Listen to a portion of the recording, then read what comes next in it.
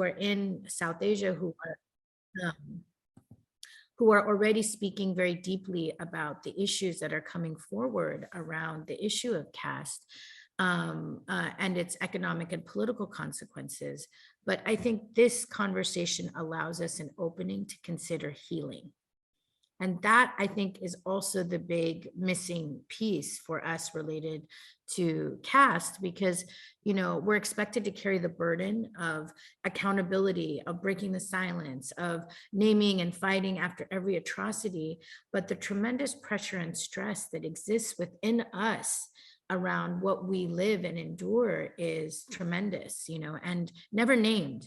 But, you know, certainly we all know people who have died because they had heart attacks early, or had high blood pressure or stroke, or, you know, any of the other ways that we're seeing, you know, structural stress manifest in people's lives. So, you know, this is why I wrote the book, and also to create a container also for dominant caste people to address their caste stress and to address the way that their traumatized minds are actually holding all of us back in having meaningful conversation about this violent system of exclusion. So in many ways, you know, for me, this discussion is meant to be a contribution for us to be able to have much needed conversations around our embodiment around this violence and ways that we can open up healing with each other. Yeah, I agree that it's, you know, the one thing that I really agree with book and what you explain here about the healing part of it. I have been, being a PhD student and a researcher, I have been reading literature a lot. And one thing that I was not able to find is how to move forward. Like, we know our experiences, and, you know, we are recording it, there are a lot of narratives, but we stuck in the loop, and where to go forward. And your book really offers that path forward to, like, by offering the concept of healing justice. Although I guess it's a new concept for a lot of people. Would you like to explain what healing justice is as a framework? Sure. So for people that are hearing the term or the phrase healing justice, it really comes out of movements in racial justice movements that are asking for different ways to approach the problem of structural violence. That we can't just ram forward our battles for freedom while we're crumbling on the inside and while we're facing extreme violence and psychosocial responses to it. And it is about centering ourselves finally in the conversation, because I know so many Dalit activists that are really exhausted, that sometimes struggle with suicidal ideation, that feel great deals of pressure, both for having to be the first generation of their community to fight, and also exhausted. And embodiment is about being able to say, healing begins with me. You know, I have a right to feel the things that I am. And there's so many times, and I'm sure other Dalits and Bahujans and Advasis who are on this message, on this platform can relate, is that where you're in a situation that is absolutely absurd, it's so bigoted beyond belief, you cannot believe it, and you're really having to hold in all the pressure of that violence, that it just feels tremendous, you know, about what to do in terms of discrimination. So I think that those are all examples, I think, of ways that I'm hoping that we might be able to have different conversations around caste stress and caste discrimination, that we center our healing first, and we try to create openings for ourselves to be embodied, to take a beat and be able to say, I would like this, I would like to try and go there, or be able to even say, I feel pain. How often do we as Dalit people get to say, I feel pain, I feel sad? You know, just even not being allowed that humanness is a tremendous violation, you know. And you know what, it's amazing, it's very interesting that when you said that, it's how often do we get to say that we are in this pain, and we can talk about this pain, where we are still struggling. A lot of us are still struggling with our identity and coming out with our identity.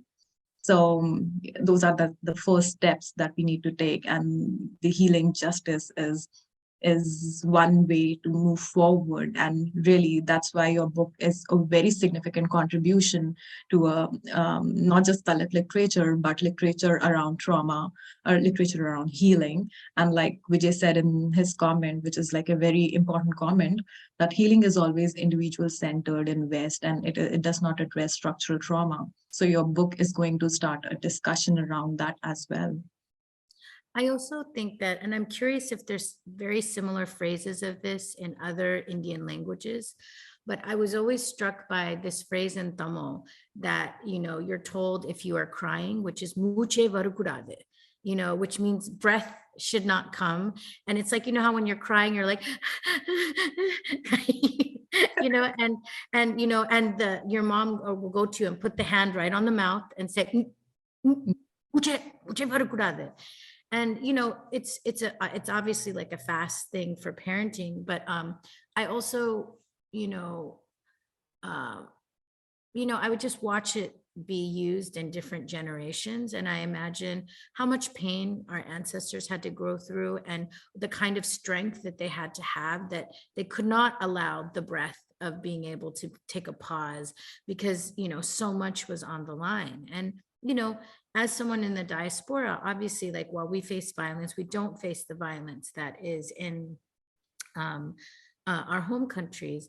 But I think that it's so important to just even name that we have had to train ourselves under Brahmanism not to feel, not to really, have grief. And I always remember working with folks at API Chaya, which is a gender-based violence org in Seattle. And one of their organizers, Priya, like when she would be working with survivors and people would cry, she's like, tears are wonderful. Tears are great. Tears are the release. It's okay to cry, And I just realized how radical it was to hear another South Asian say tears are okay, because we're told so much to shove everything down. Because if we actually start to have feelings about everything, we start to see how, how much trauma exists in our community, especially from the big structural experiences we had. Because as South Asians, we're racialized as South Asians under white supremacy, but there's so many things that we're not able to talk about, whether it's the Sikh genocide or the Tamil genocide or partition or the Bangladeshi genocide or centuries of caste apartheid. Our inability to name those historical structural violences that have shaped who we are, even if we've immigrated here and become settler colonials, the ghosts of those pasts are still in us, and they shape how we interact with each other, good and bad. And we have to kind of, pull that trauma out, look at it, and tend to that wound, Otherwise, it just keeps pushing us into more and more cycles of polarization and violence. Yeah, I agree. And I know that, like me, a lot of attendees are nodding behind their cameras, because yes, we all agree what you're saying. And I don't want to keep continuing this conversation between you and me. I would like to invite our panelists, because we had a lot of conversation on this book, and I can go on. I would like to open the space for our panelists to take this conversation forward. Let me request Srividya to take over.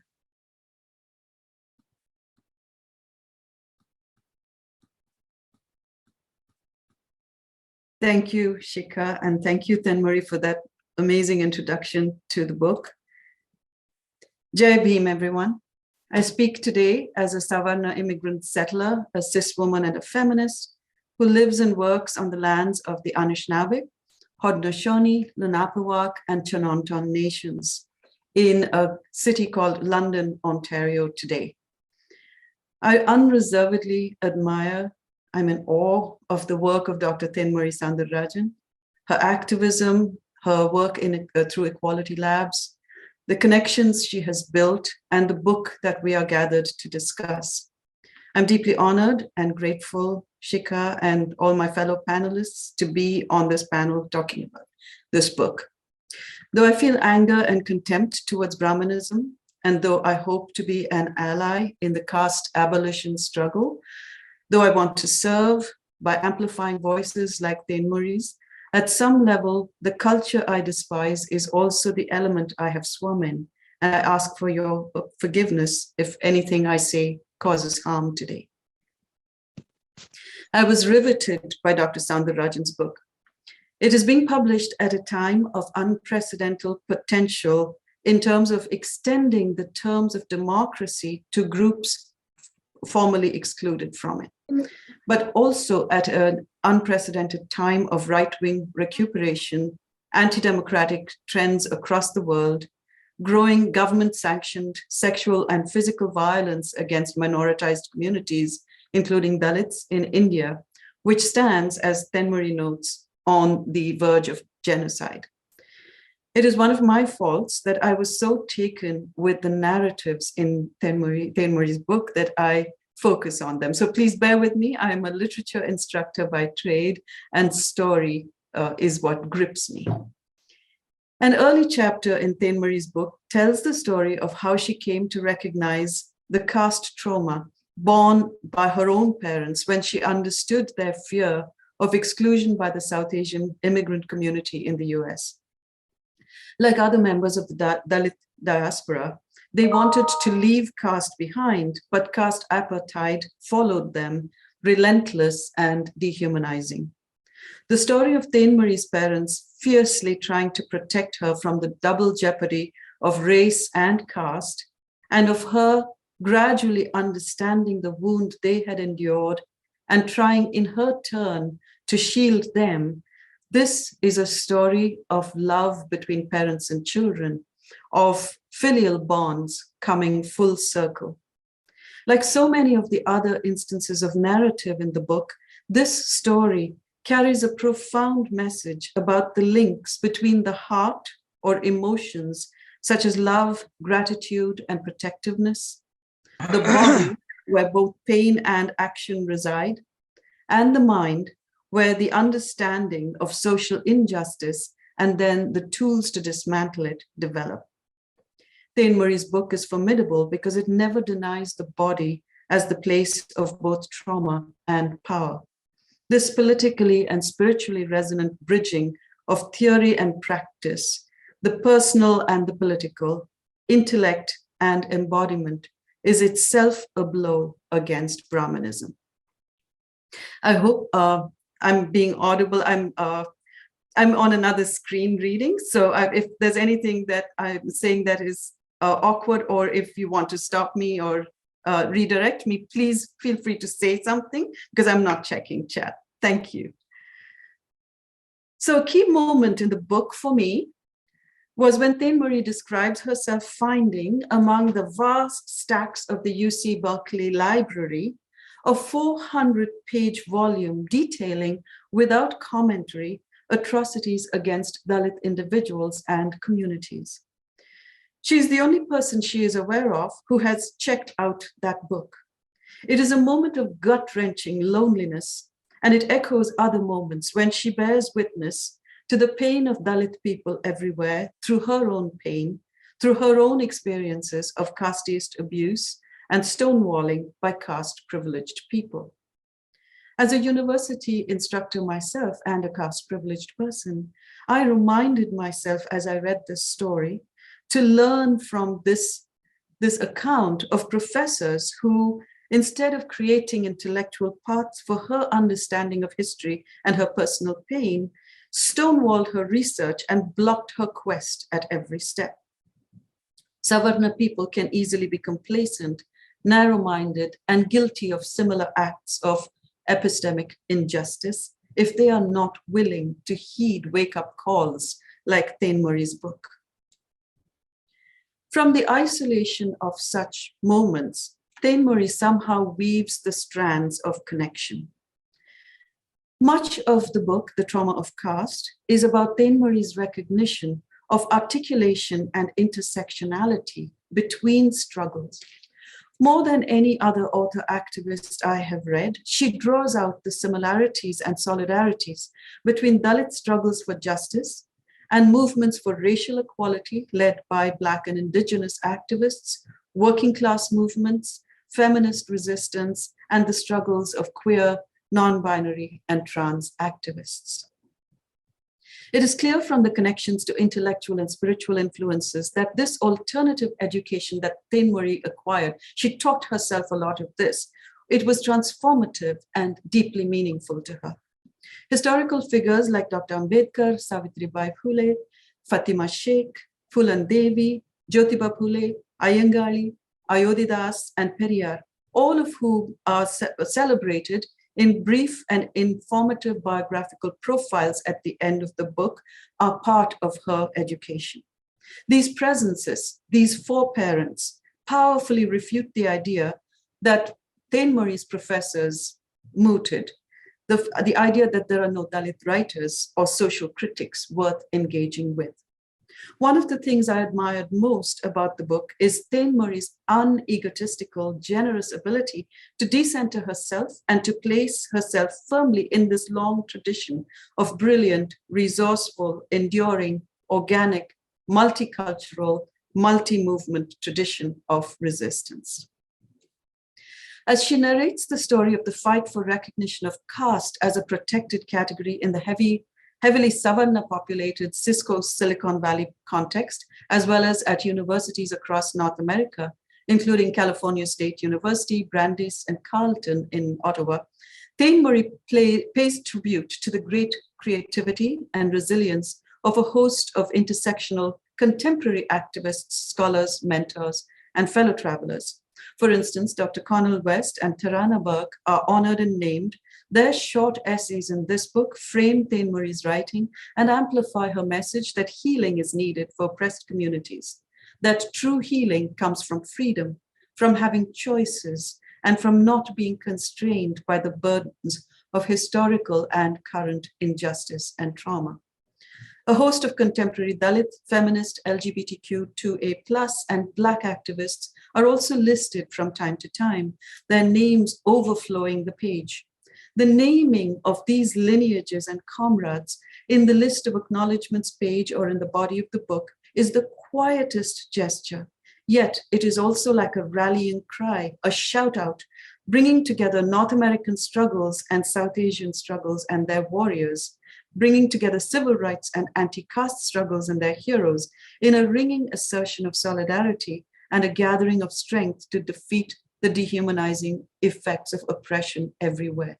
In this sense, the history that Thenmozhi is narrativizing here is truly North American history as much as it is South Asian history. Behind all these figures and influences is the powerful influence of the Buddha, interpreted through an Ambedkarite vision as well as through a Dalit and Black feminist lens. Thenmozhi's advocacy for the healing of Dalits and other oppressed peoples is grounded in socially engaged Buddhism, which is a fountainhead of hope and a roadmap for everyday praxis. It yields the idea of connection between loving and seeking justice, a connection that has also formed the core of Dr. Cornel West's philosophy of social action. In bringing emotion and activism together, this philosophical stance rejects the disconnection of mind, body, and heart demanded by patriarchy, colonization, and Brahmanism. Thenmozhi notes that one of the most profound wounds is that caused by the erasure of history, of erasure from history. Today, one of the battles she and other activists are fighting in North America, as well as in Modi's India, is against massively funded Savarna revisions of history and of textbooks that want to exclude the word Dalit or exclude Dalit struggles from the picture. As an educator, this is one of the things that fills me with burning rage, to distort truth, to distort history. Another thing is the trouble and trauma that Thenmozhi already anticipates is going to come to her from the publication of this book. I'm ashamed and horrified that Savarnas like me can find a project as ethical, critically significant, and constructive as this, an occasion for targeting its creator for unspeakable verbal and physical abuse. If there are Savarnas in this audience, I beg you to conquer the egotism and fragility that makes all of us want to think well of ourselves and our histories, and to read this book slowly, carefully, with an understanding of the harm we have done and continue to do. Thenmozhi, I'm here today as a learner. I'm here to celebrate your leadership and that of organizations like SADAN, and in making the case for a better and more just society for all of us. I know, like other Savarnas, I will benefit from your activism. I know you have already given me blueprints, not only for reflection, but also for action, whether in my teaching practice or in any other sphere in which I have a voice or influence. And I know that along with my listening, I must keep self-critique active. As you note, we are always in the process of awakening in the present, in an ongoing and never complete journey. Mikka Nandri Thenmozhi. I thank you for your work, and I pray with you as you adapt Ruth King's prayer. May we understand and transform habits of caste harm. May we remember that we belong to each other. May we grow in awareness that what we can do can help or hinder caste well-being. Jai Bhim.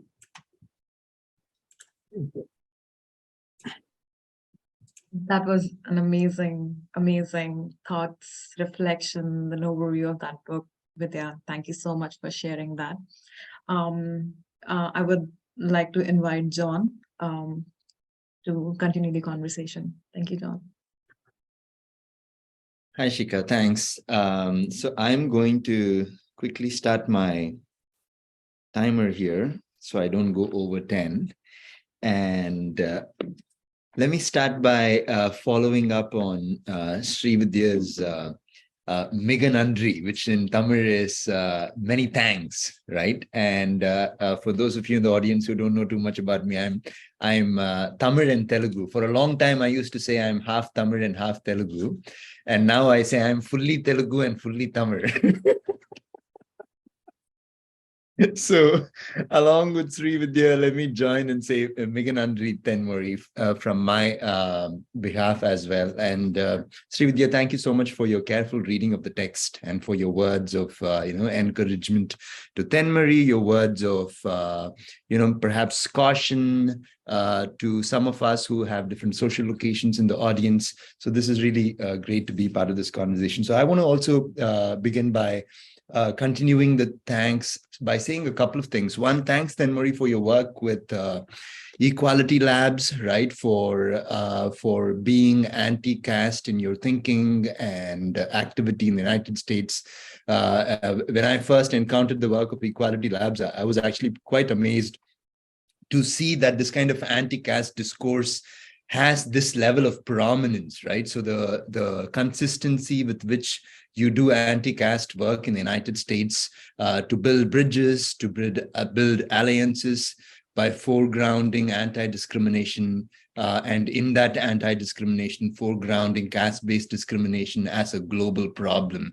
That is a huge achievement and ongoing work. So please accept my sincere thanks also. I also want to thank Thenmozhi on a personal note, because when my book came out in 2017, Thenmozhi and other people at Equality Labs also supported the book by helping me to fly to a place or two to talk about the book.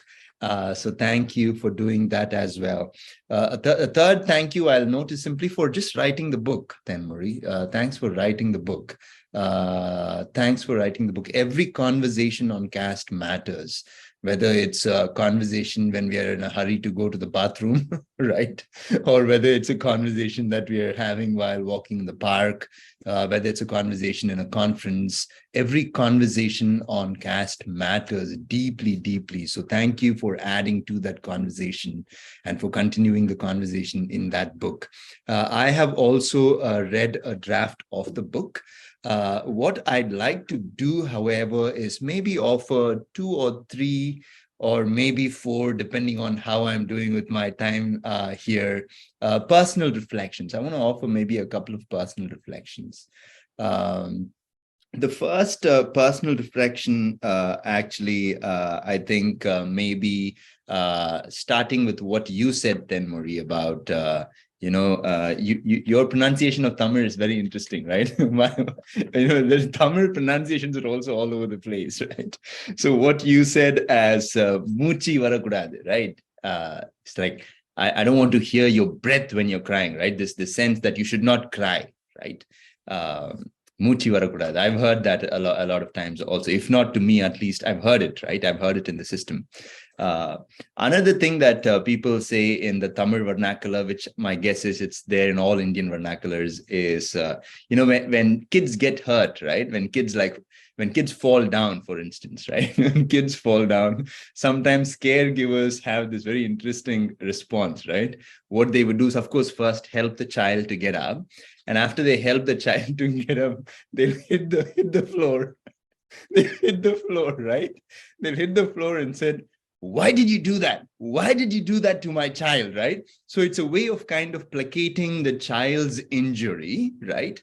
By assigning the blame to the floor, which is actually not responsible for the child's hurt. Right. And for me, that's actually super important, I think, to think about when it comes to caste-based discrimination, right? Oftentimes in India, when people are suffering because of caste-based discrimination, there's an interesting thing that happens in India. People will point to everything except caste. People will point to literally everything except caste, right? And then maybe hit the floor, and maybe so the floor was responsible, or the tree was responsible, or maybe your caste belonging is responsible. You were born in the wrong community. Maybe you don't have education. Maybe you don't have insight. Everything else except the elephant in the room, which is caste, right? So you're naming caste, right? You're naming caste injury as something that continues to take lives, to hurt bodies, right? So that's the first personal reflection I want to offer, is to simply name how injurious caste and caste-based discrimination is, right? That's the first personal reflection I'll offer. The second personal reflection I'll offer is simply that if discrimination is global, which it is, right, including caste-based discrimination, Indians probably can relate to this, although sometimes Indians contest this a little bit. Different kinds of South Asian, when we come to different parts of the diaspora, we carry caste like a briefcase, right? So it's like this portable thing, and it's also durable, right? So we take it everywhere we go, and it also endures. It has a way of enduring in diasporic communities, and so if discrimination is global in that way, anti-discrimination also has to be global. And the way your book, Thenmozhi, builds bridges, right, by foregrounding this thing called transnational love, I think is just super important. So that's really refreshing to engage with that. If discrimination is global, then love and anti-discrimination also has to be global and transnational in that way, right? That's the second reflection that I'll offer. A third reflection that I'll offer is when I came to Winnipeg in the year 2020. So my family and I came to Winnipeg in Canada in 2020 fall. And like most new people, we want to check out all the happening places, right? So in Winnipeg, if you happen to come to Winnipeg in Manitoba, there's something called the Forks, and that's where two major rivers meet, the Assiniboine River and the Red River, which has been a place of encounter for Indigenous people for several hundred years, right? So Winnipeg is an old city in that way, if you take Indigenous history into account. When you go to the Forks, there's a super popular museum called the Canadian Museum for Human Rights. It's a very fancy looking building, and they do some good work. But as I was crossing the street to go to the Forks, there is the Canadian, History for Human Museum for Human Rights on the left. And whose statue do I see? I see Gandhi's statue, right? And for me, I was shocked. Right, I was shocked when I saw Gandhi's statue. Now, Dalits, of course, have a very uneasy relationship with Gandhi, right? Now, I don't want to get into that necessarily right now, but let me just express my shock at seeing Gandhi's statue in Winnipeg, right? Winnipeg is part of Manitoba, the homeland of the Métis Nation, right? Here is the heart of Indigenous rights for freedom and justice.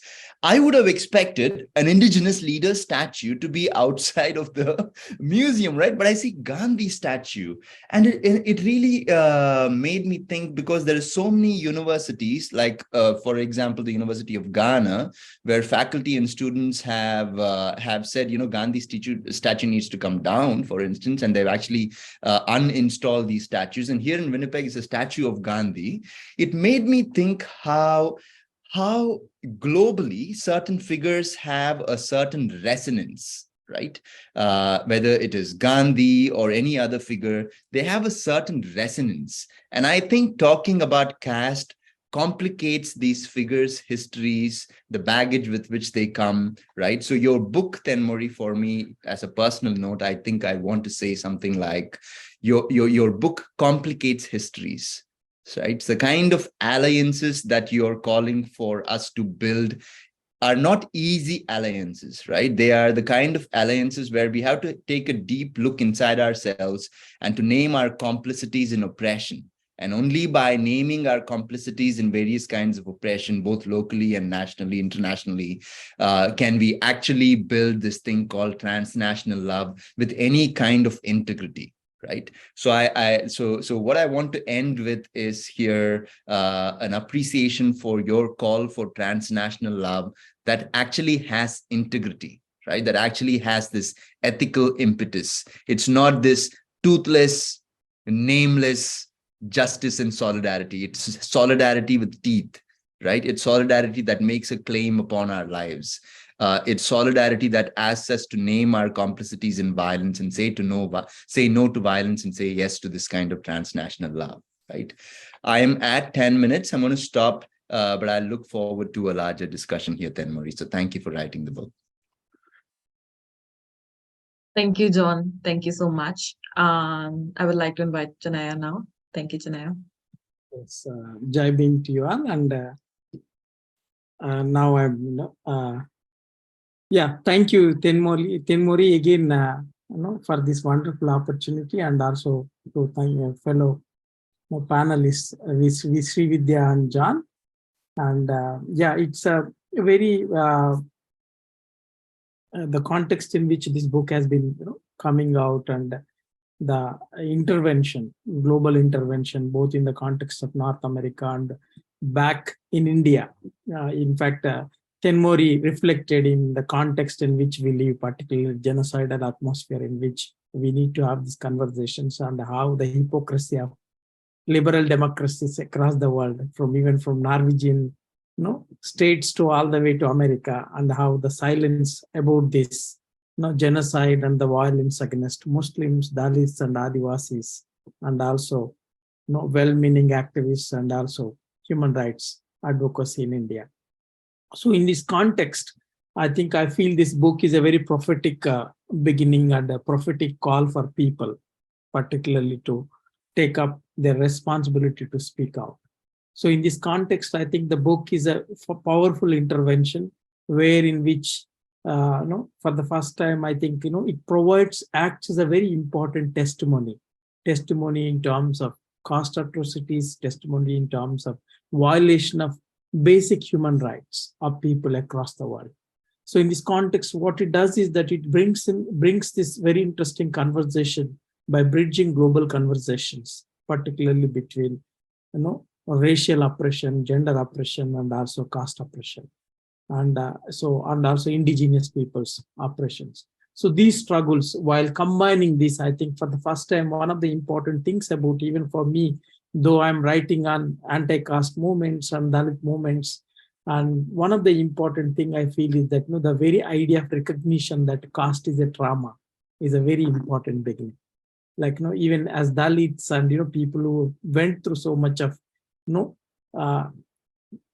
caste oppression and experienced so much of things, but we never felt that this is something, a traumatic experience. Like that's what as John explained very well, the people talk about everything else but the caste. They blame everything else, in the conversations.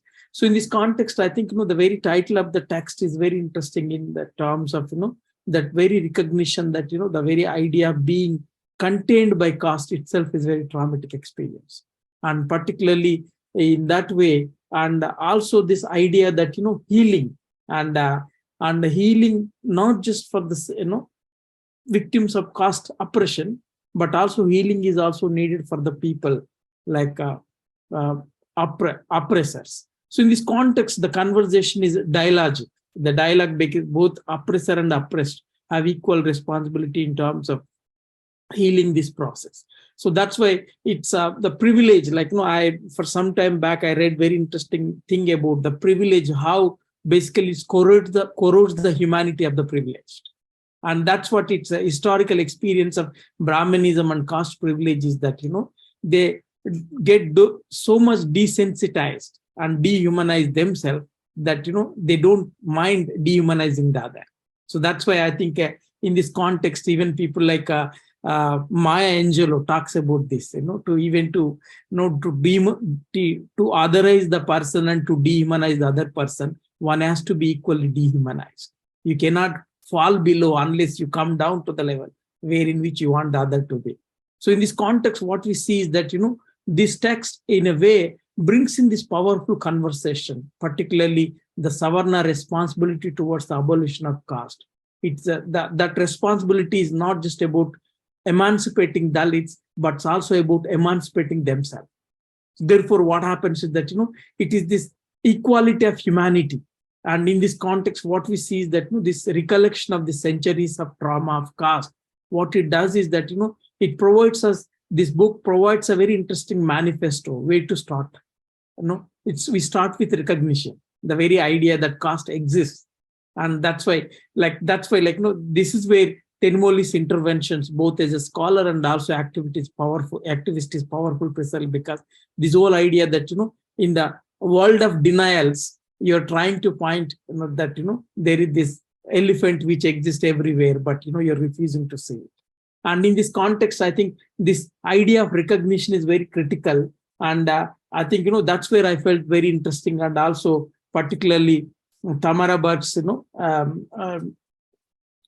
to the, powerful, note to this text. What it adds is that, this global solidarity says very important framework through which we can address the question of, oppression. So in this context, that's why, where in which, in fact, she has this very interesting line in Tamara's introduction where, we must hold human lives higher than systems of faith that would dehumanize them. So in this context, what you see is that, it is just lifting the humanity of everyone equally. And it is there, the bringing to the platform is very, very important aspect. So in this context, what you see is that, this whole idea that, the caste, it's basically, it's not a problem of South Asia, it's a global problem. It is not just in the context of Indian diaspora coming and talking about caste and also bringing this baggage with them, but it goes much further. In fact, Thenmozhi, in fact, it talks about this, the very idea of caste when it was used 1613 in English dictionary, right? The word she talks about. Imagine it, the lexicon of European thinking, the very idea of epistemic knowledge about caste in Europe comes somewhere in 17th century. So therefore, what happens is that, I argue in my book, one of the important things I'm trying to argue is that caste is a template for racial oppression. You cannot imagine racism without the presence of casteism.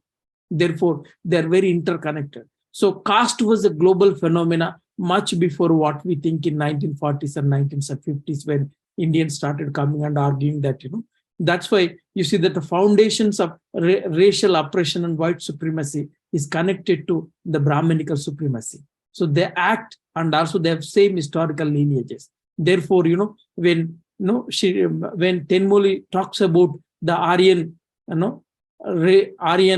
civilization and Aryan migrations to India, but that's where you see that, the European, particularly German, French, and British, when they're talking about Sanskrit and Aryanization, and the way in which this whole idea of Aryan race theory becomes powerful instrument of, white supremacy across the world, you see that, caste was global phenomena much before what we think.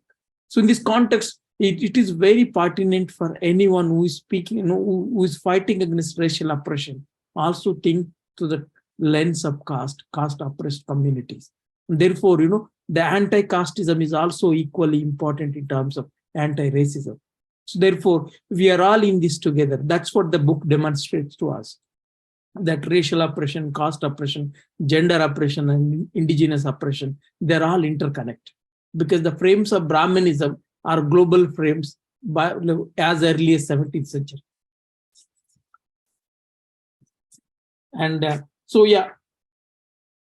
in this context, but a few things I noted, if I really have to critique the book, I thought, I must point out a few things. And I thought, because I read this book, I thought, I must also think in terms of critical lens and, offer my, fellow Dalit critic of the text. And so in this context, few things I noted, Thenmozhi. One is you talk about this particularly Rig Veda and Purusha Sukta and how it becomes foundational in terms of developing this narrative of origin of caste and how that becomes very powerful in terms of as a template of Brahmanism. So in that, one of the things you don't explain is that, the origin of untouchability, our untouchable community, and wherein which, if you look at Annihilation of Caste of Ambedkar, one of the important things he talks about that, why did we become untouchables? In fact, there is a book, Who Are Untouchables, Ambedkar wrote, in which one of the important things Ambedkar talks about is that we became untouchables because we refused to accept Brahmanism. That's when he looks at Buddhism as an alternative, because we were the original Buddhists. And therefore, one of the important things is that in Dalit resistance culture, refusal to accept Brahmanism is a powerful tool through which we resisted caste for centuries. So in this context, I think, that is where we have to see, and interconnected to this, what I felt is that, the caste trauma and caste oppression, you talk very powerfully in the text. And I also felt very uncomfortable in terms of, are we just being defined just by the oppression and denial of humanity by the Brahmanism? And because, that is not the only story of Dalits. The story of Dalits were the creators of civilizations. You talk about Indus Valley civilization. Dalits were the creators of wealth in the world. Dalits were the people who made shoes. Dalits were the one who were pioneers of agriculture. Dalits were the one who went to far. These are all, if you look at the cultures of indigeneity and cultures of production in the world, Dalit Bahujans, who makes the best clothes in the world? Weavers. They were Dalits and Bahujans. Can a Brahmin make one shirt or weave one, half a meter of cloth? No. So what you see is that, our cultures and our, Dalit cultures and Bahujan cultures, they resisted. That's one of the reasons why, if you look at the pre-colonial, pre-modern traditions of Dalits, one of the important things is that, as Brahmanism became an important tool of oppression, we also, weaved out alternative forms of resistance. Our songs, our cultural, celebrations and the kind, there are intentionally subverting Brahmanism is very important part of the very survival tactic of Dalit culture for historical. So in this context, if you look at, in fact, the way in which Christianity spreads in India, in fact, in southern Indian context, it always goes through the thread of anti-casteism led by the Dalits, both in Tamil Nadu and Andhra Pradesh and Karnataka. If you look at the anti-casteism as a very important thread, that is the thread through which basically American Baptist missionaries have spread themselves. So in this context, I think, talking about this resistance culture is very, very important part of owning up to our own history. We were not victims. We were basically, survivors. As you said, the very existence itself is a resistance. Otherwise, imagine, they could not do what they did to indigenous people here. Think about North America, how they are able to wipe out millions of indigenous people. They could not do to us because we resisted and we survived despite Brahmanism. So that is what it's very important that, celebrating that, culture of resistance is part of Dalit existence. And I think that, that is missing. I thought, that wouldn't, you talk about Ayodhya Das and all the modern figures and Tukaram and others you mentioned. But I think, that is very, very important part of our existence, that we do have very survival is a resistance, and our ancestors are the one who fought and survived. And you demonstrate yourself with your book that, you refuse to accept the Brahmanism. You refuse to cow down to them. And in this context, the very book itself tells that, there is a tradition of resistance in you. And the second thing, I was another important thing I was thinking about, you talk about Bhagavad Gita. I like, how this Bhagavad Gita becomes, as Ambedkar also said, at one level, Manu codes, are the laws which impose the caste, and Bhagavad Gita, what it does is that it philosophizes the idea of caste. But, these days I'm often reading the Bhagavad Gita precisely because I'm writing something on the history of origin of caste, and wherein which, I often listen to it and also read it. And one of the things, if you look at the story of Arjuna, Krishna, when he starts the preaching to Arjuna, and in fact, the very beginning of Bhagavad Gita, what happens is that, when they were supposed to have the war, and Arjuna, basically, when he was asked to fight and he take his bow and arrow to fight, Arjuna picks up his bow and arrow and goes to fight. And he looks at everyone opposite side. They were all his kith and kin. They were all his relatives. And he drops the will, bow and arrow, and says that, Nakangshe Vijayam Krishna. He starts basically, I don't want to have any victory at the cost of my people, and by killing so many of my kith and kin. And he refuses to fight. That's where the Brahmin Krishna invokes him to, killing is a dharma. That's why, it's most violent invocation in terms of how to kill people. So therefore, what you see is that, that if you look at through the anti-caste perspective, one of the important things is that, that how Brahmanism makes lose one's humanity and refuse to recognize the other person's humanity is very critical beginning of very idea of Bhagavad Gita. So I thought, I must point out this. And so the other thing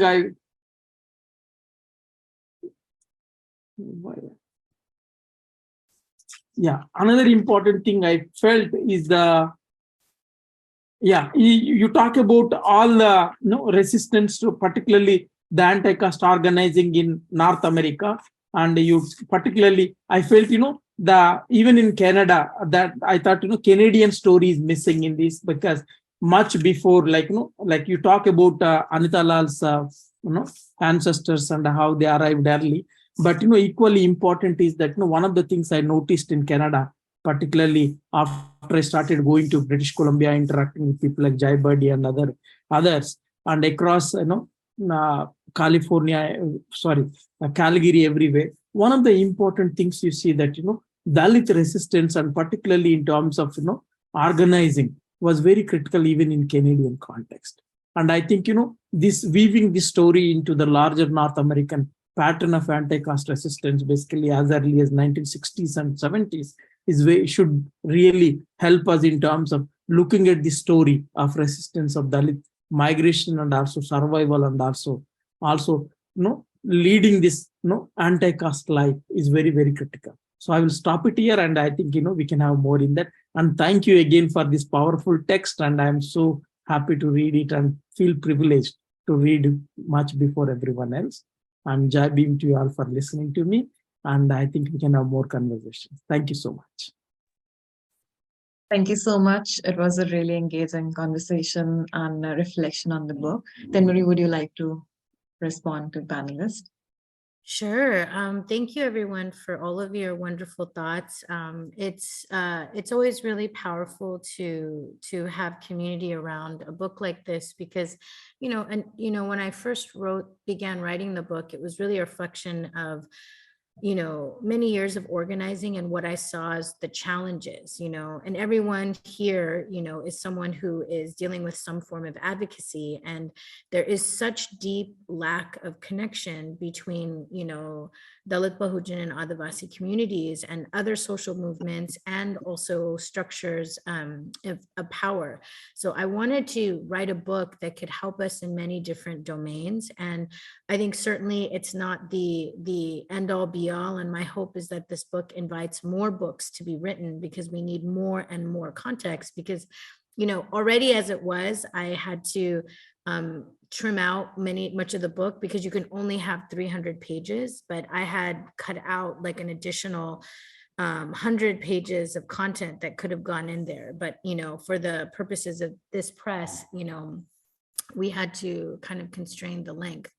So, I really appreciate people's thoughts around that. And also this thing about what does embodiment do differently when we're talking about the question of caste. There's certainly how we are different when we allow ourselves to be present, but also I spent a lot of time thinking about the embodiment of dominant caste people, which, Chinnaiah, I know that you've dealt with this, and when you are when you are facing opposition around issues of caste equity, there's a very strange thing that you see operating in the nervous systems of Savarnas. All we're asking is actually something very basic and completely lawful, which is to add caste as a protected category.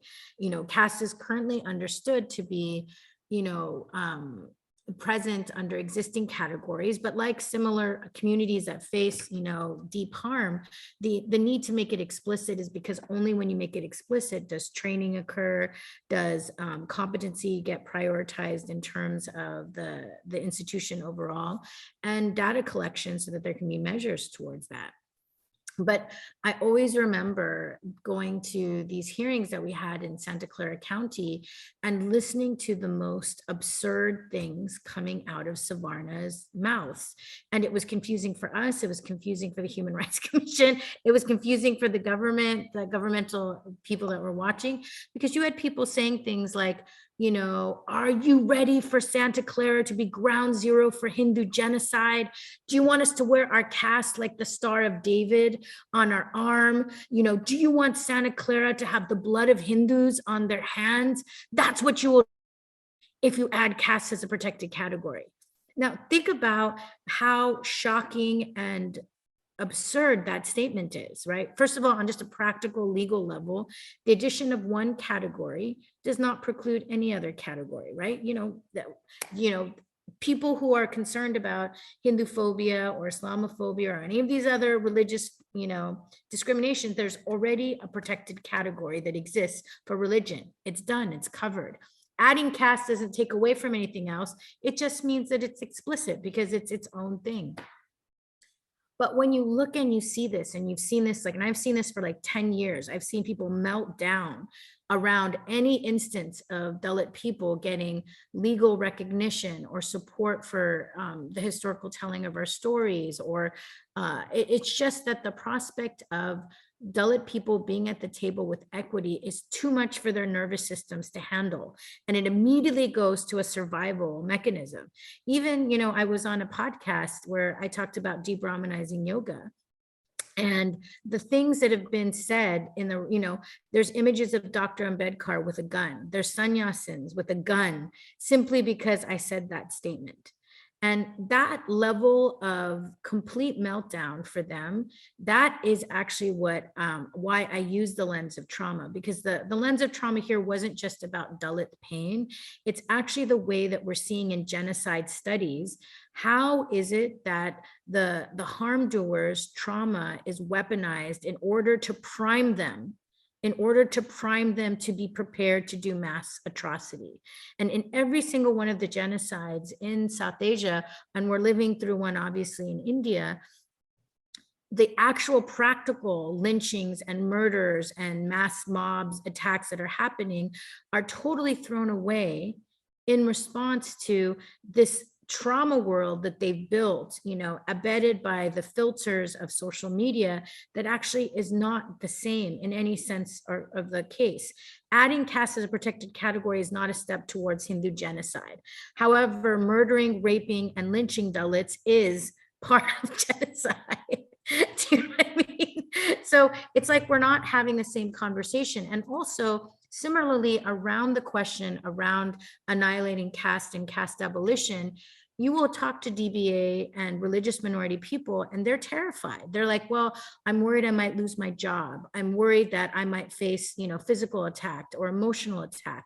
I cannot handle the level of vitriol that's coming simply because I'm out. That's why I'm in the closet, but I'm scared because they could hurt me. They could hurt my family back at home. What do I do?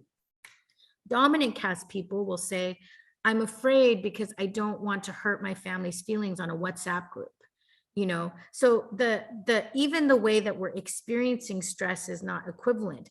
Upset WhatsApp group upset family members in a WhatsApp group versus I'm afraid of dying.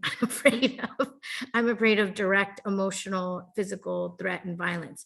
But the reason why we're having different discourse is that Dalits have carried the burden of discussing caste and have carried the burden of making of all of the caste harm and addressing the system, while Savarnas have very little experience of addressing their caste stress. And so this is where I'm hoping that the book can actually, open up spaces for them to be self-reflective, be in communities where they start to carry more caste stress and take up the responsibility of the confronting of their bigoted relatives. Because fundamentally, the thing I was also seeing after many years of advocacy is that you would have you would have people who are dominant castes that were very powerful about, we need to stand up against this. We need to stand up for this.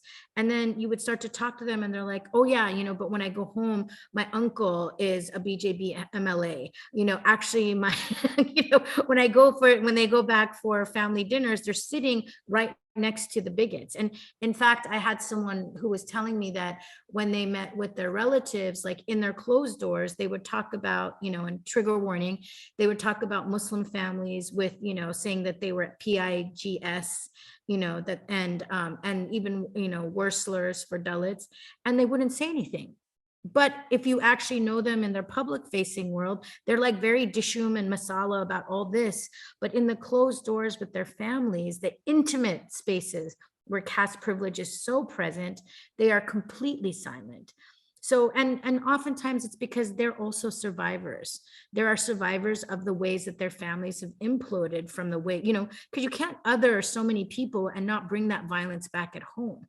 And so there are ways that family dynamics are warped by structural violence. And so this was really meant to be an intervention in that way. And I definitely agree with you, Professor Chinnaiah, that we are definitely more than our trauma. And I try to raise up, so many different ancestors and places where we've been resilient, and I think that I wanted to hone in like a scalpel on this component, because this has actually been the transformative piece in the United States around racial justice. If you look at the work that's happened in the 2000s, Black somatic abolitionists and Indigenous social workers and trauma practitioners, they really saw that you could pass civil rights law, but people were still acting like bigoted assholes. And why is that? And that's why I love Rhonda McGee. She's a Black mindfulness Buddhist who was actually a law professor at UCSF, a very strong professor for civil rights law. And she's like, it didn't matter if we passed laws because something was happening in the nervous systems of the privileged, which is why she began to start thinking about mindfulness. So I really wanted to hone in on this piece because as caste oppressed people, we are up against centuries of bigoted people who have no training to understand how to create a container for their stress. And so they fling it on us all the time. And, I'm not saying everybody has to agree with this. You don't have to agree with this, but do you have to murder us? Do you have to rape us because we say things? This is, they immediately go to jump at this point, as opposed to like, I disagree. You can just say, I disagree. And it was very interesting because in the first and only physical big talk I gave about this book, at the end of the talk, I met one of my largest trolls. This is a woman who's a billionaire who almost every day, says something garbage about Dalit people or Muslim people, and has, she's routinely called me like an agent of, Pakistani terrorism and all this like garbage. She's just, crazy, but she has a lot of money and she has a platform and she's also abetted by other bigots. And I remember talking with her and asking, she was like, trying to have a conversation about whether or not caste actually exists in Silicon Valley, because she's like, I know all these developers and they just focus on skill. They're not thinking about bias. And I said, we can talk about all of that, but I want to talk to you directly why you think it's okay to harass me, to fame me, and say lies about me and other Dalit people, because we are talking about our truth. And she could not tolerate a direct confrontation of her bigotry. Within 1 minute, she went from, oh my God, I'm not bigot. I'm not a bigot. My daughters would never, you know what? You're threatening me, Thenmozhi. You're threatening me. How dare you threaten me? And then she huffed and then puffed and then left the building. That was it. And that's something also to empower everyone here, is that these keyboard warriors that love to, throw guns and issue disgusting things, there's a lot of things that they can do in the dark of their room when they're not confronted by a fresh, a breathing, embodied human being. But there's nothing that they actually can say in the face of our integrity, because we're not asking from anything from them. We are actually simply saying that we are human and we demand our dignity. And our demand for dignity doesn't take anything from them, but it's their training and their trauma that sees it as such a threat. And that's their work to do. And our work is to be embodied and to love ourselves enough to say we deserve so much more than their fucked up trauma worlds. And it's going to take a lot for us to all do this work, and that we need dominant caste people to take on their bigoted networks, because we are on the precipice of genocide. And that's the tremendous thing that, we're seeing, is that it's one thing to say, this is too much, I can't really deal with this, I have to live my own life. But we have created in India the mechanics for one of the largest genocides in world history. And as we sit there and we watch our communities in terror, being unaware of what to do in this moment, I think it's really clear and important that people know that there are genocides that have been pivoted. And they're pivoted when people of consciousness and conscience stand up and speak from their heart and say, not in my name, let's heal instead. Let us heal. We can disagree, but we are not going to put people and millions of people into prisons. We are not going to allow mobs and the vulgar expressions of people's unprocessed trauma to hold a democracy hostage. We can turn another way. And we must at this moment really consider that the path towards this current moment in genocide is a blueprint based on the mass desecration and atrocity on Dalits and Advasis for centuries. That's why it's so easy for us, and that's another thing that I was just really reflecting upon in writing, because, when you talk with white people, inevitably they all go to India for enlightenment, right? They're all like, oh yeah, Steve Jobs, eat, pray, love, but to understand that underneath that Orientalism, and even the ways that we ourselves might prop up that story, we are hiding from the fact that we are a region with so many mass cemeteries dedicated to mass atrocity. And to actually just slow down enough and acknowledge the many genocides in our region, this is not a place of enlightenment. It's a place where there are humans with clay feet that have done terrible things in the name of institutions run by humans, and that we have the potential to heal by looking our history frankly and saying, that was hard, this is awful, and we never want it to happen again. And can we find a new path towards each other?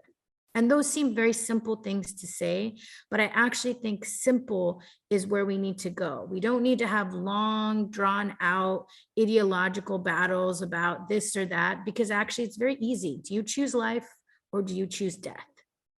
And that's your answer, is what you're going to have to give to your children when they see the structures of mass genocide. Did you choose life? Or did you choose death? And that was very personal for me to think about what it means to choose life, because I saw my mom fighting for her life while I wrote this book. And when you see like someone you really love going through that battle, you see how life precious is. You also see, you see how precious life is, but you also see that life begets life. That when you're really in doubt about, can we preserve life, all you have to do is nurture another life, whether it's a plant or a child or a community or whatever it is. And you cannot do those things and nourish the earth and nourish a child and also choose death. because then you will imbue that relationship with your trauma. And that's what we need to stop right now.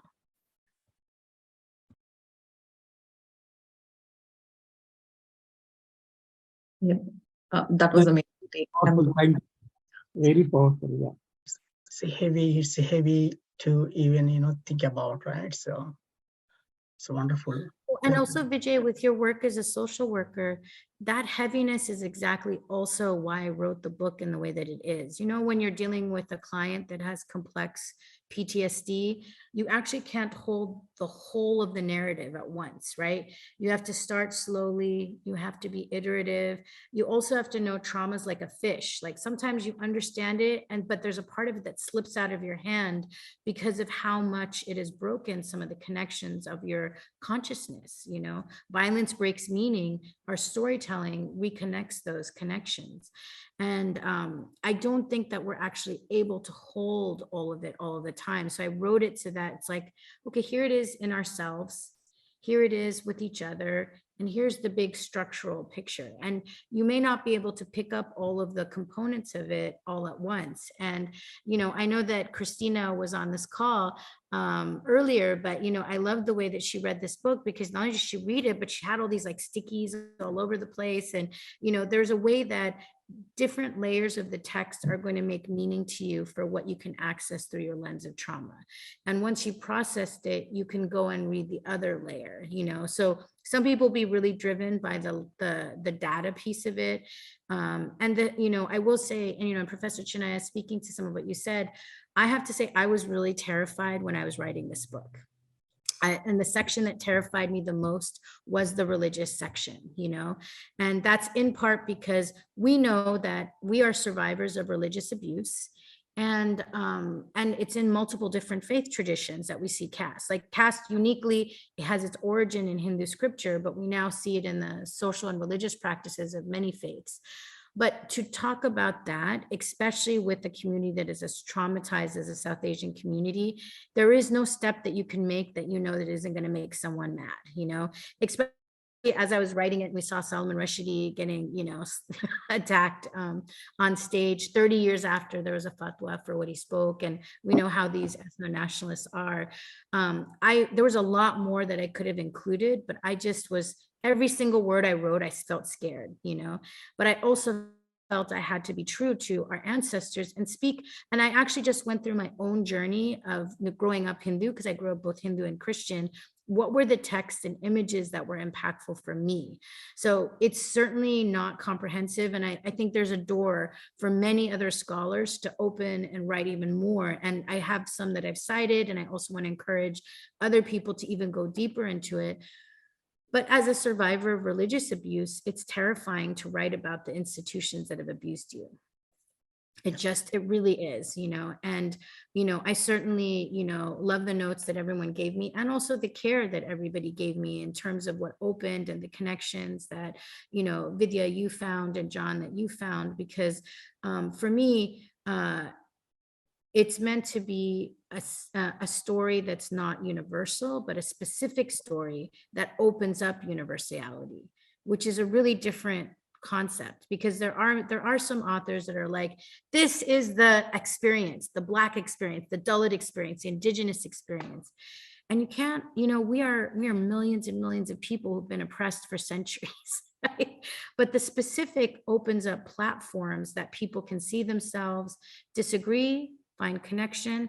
But the point of the specificness is to find the opening, because there is a lot that has been robbed of us because of the way that Brahmanism stole our tongues, stole our bodies, stole our spirits, stole our souls. So to re-embody ourselves is to actually break those generational curses and say, we are here and we are never, ever, ever going back to the place of the prison of Brahmanisms. Yeah, so I want to say that thank you very much, Thenmozhi. You know, like one of the reasons to organize this event, you know, like from SADAN I'm as a social worker, you know, just I see a lot of, you know, Dalit literature and books. It's from the community perspective as a large structural, right? So I never seen like the book which tackles the the psychological aspect, especially like trauma and the oppression, like from the psychological point, right? So I say like it's a clinical point, right? So whenever I saw first the name itself, like the trauma of caste, it came to my mind, like like there are so many researchers, so many books written in the West on the indigenous people trauma, like the clinical aspects, right? On the Black people, on the even South Asians, they have been here for 1 or 2 generations, but there are so many studies done, research done on the the psychological point, but there was no any such book happened for the Dalit people or caste oppressed people. Like they have been one of the oldest, oppressive people in the world, but there was no one concentrate on that piece so far, unfortunately. So that's what like I was so like so excited to read about that and see about this. Thank you very much.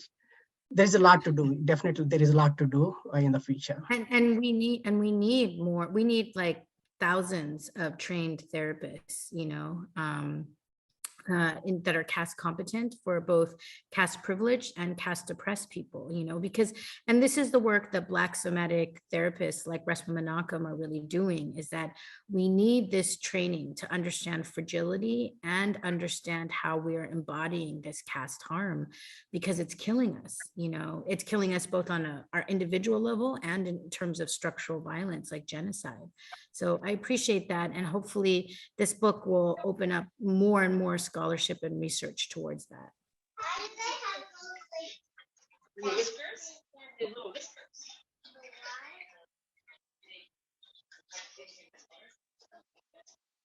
Thank you, everyone. I see question by Sheikh Ali in the chat. If anyone wants to respond to that.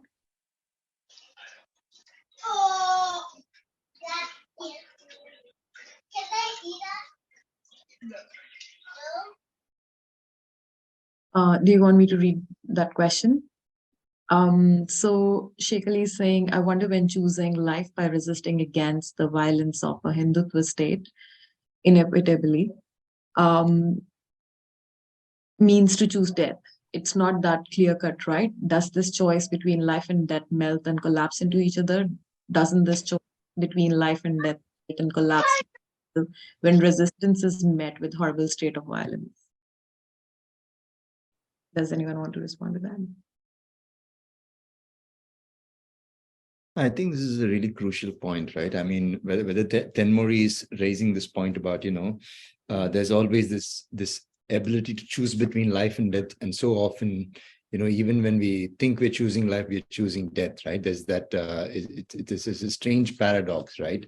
And it's like what Chinnaiah Anna also is pointing to in the Bhagavad Gita, like this much celebrated text in so many circles is actually justifying death when there is the possibility to choose life, right? It's almost like this bodily reaction that we have towards life, right? That we have that gut reaction towards life, and yet there are systems of domination that condition us to choose death, right? So it's not really a response that resolves the tension in the question, but just to point that the tension in the question is so real, right? It's like an absolutely real tension. And then the tension is also, I think, further put on the table when we think about things like the kind of things that are perpetrated, right? Just in terms of discourse, right? Whether one might encounter something like Hindu phobia, right?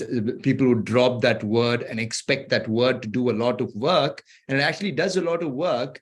And one of the works that it actually does is actually rationalizing death while seemingly lifting up life. Actually, it is rationalizing death, right? I was part of a conversation in Winnipeg.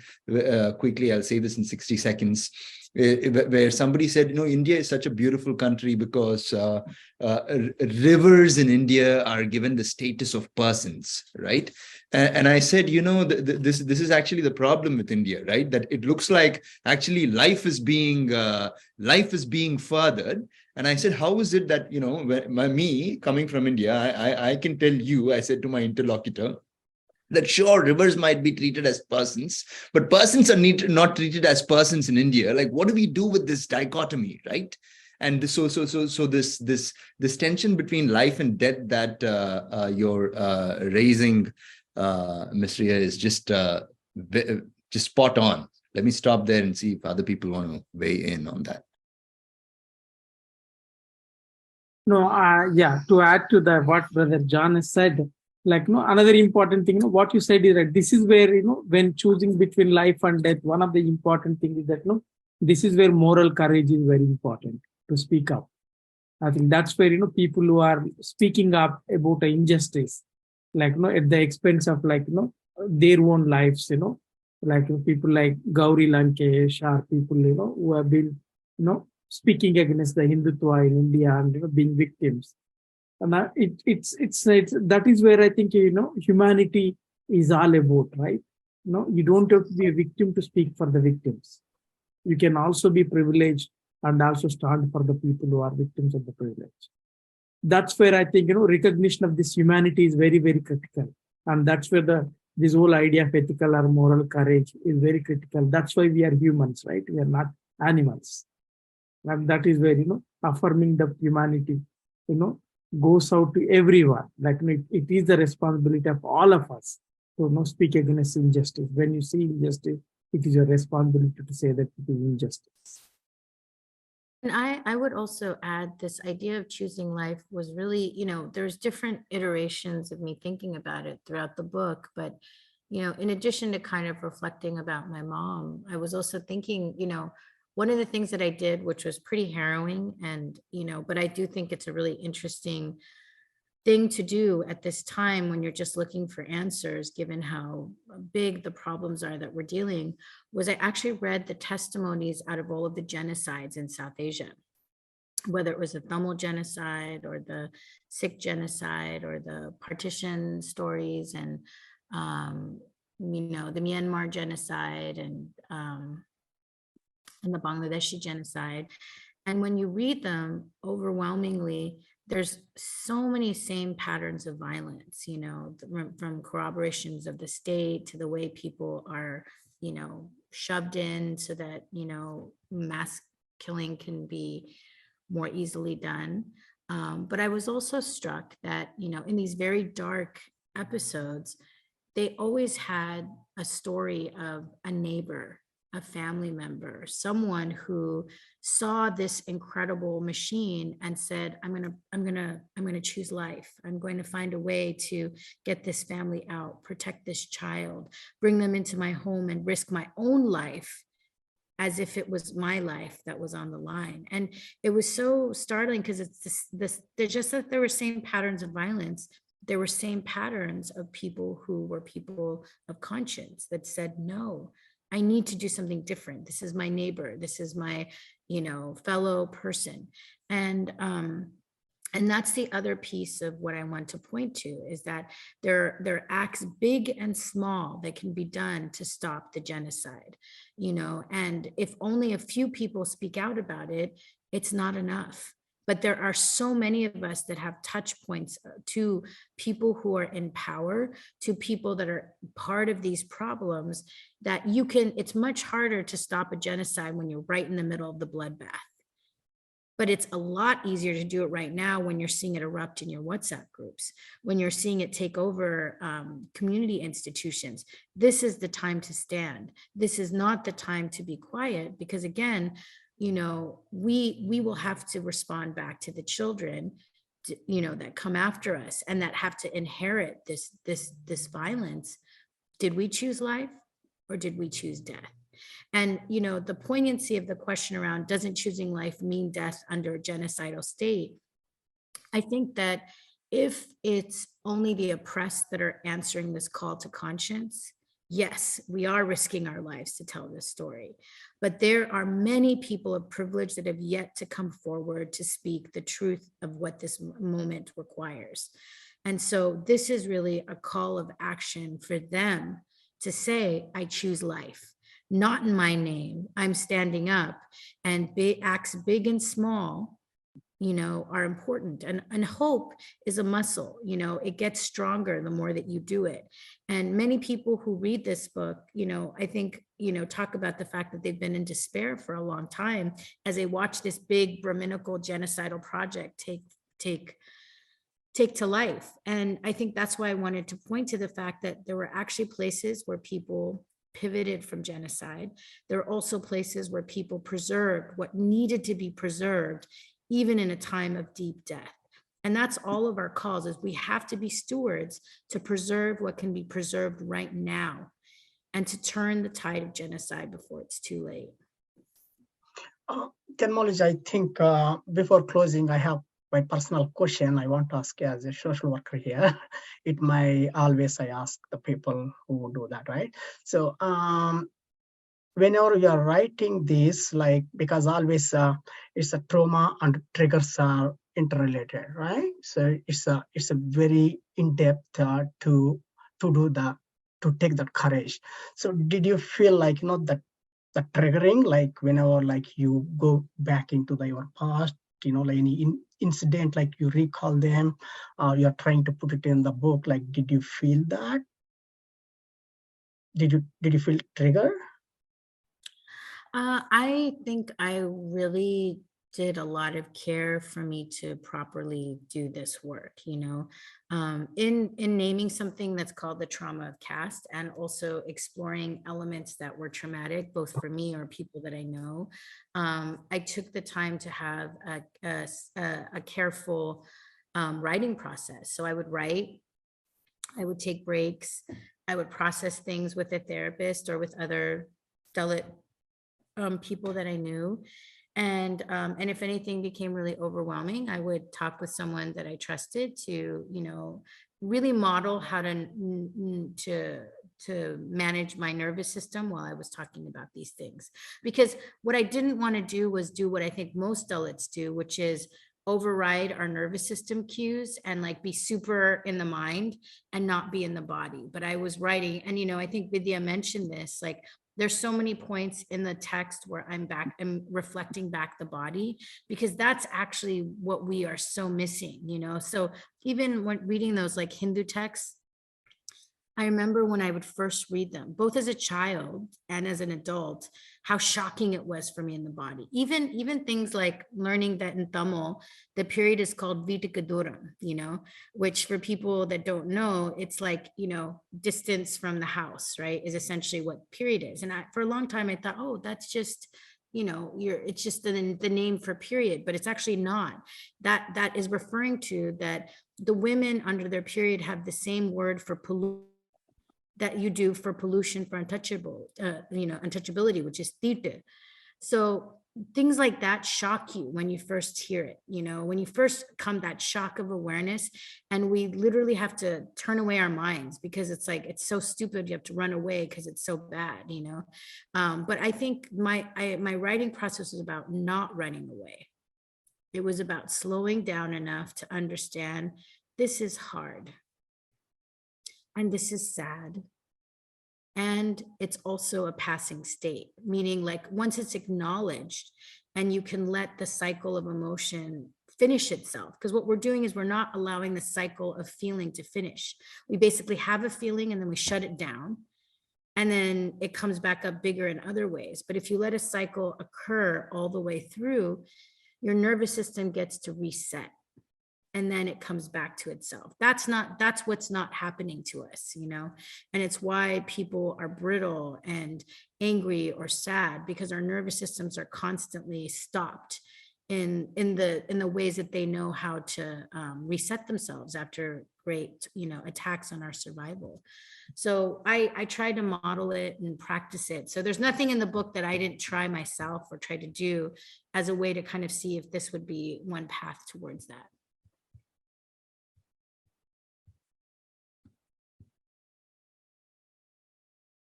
Thank you, Thenmozhi. Thanks a lot. It's not easy. That's what I mean. It's not easy to go back and remember the the oppression and the incident we faced back, right? So, and bringing back and putting in the in that in that test, like it's not easy. Like it's very courageous. Definitely, you need a lot of courageous to do that. Thank you very much for doing it. No problem. And really looking forward to seeing how everyone's healing journey goes. You know, how often do we get to have a conversation with Dalit people where we get to talk about healing? Never. So, No. and yet many people, many of the folks here on this call are quite forces for healing in their own, you know, pathways. So I think that is our superpower as Dalits and Bahujans, and it's what we can bring and share to the world. So hopefully this becomes a very powerful path for all of us. Thank you. I think we can wrap up this. Shikha, we can wrap up. Yeah, I guess that was a mic drop moment for us. Thenmozhi, thank you so much for that remark. Yeah, Vijay, we can wrap up. Thank you so much. Yeah, like thank you everyone. Like, you know, it's wonderful to see, especially Thenmozhi and her, you know, her book and her insights. She put it in the book. It's going to definitely, I can say that it's a new beginning in the psychological world. Especially that's what, as a social worker, I want to say it. Before I said that, like, you know, I never see, like, you know, Dalit coming into the clinical world, right? So definitely I say that, like, it takes it impress other people and take it forward.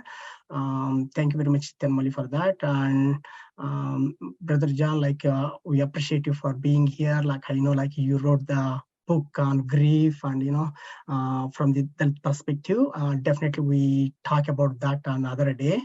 We hope to see that too. And Srividya, you are amazing always. Like, you know, you are one of our best allies for SADAN and Dalit and Advasi Bahujans. Like, you know, I know, like, you wrote so many books on this subject, and thank you very much for accepting this invitation and being part of our struggle here.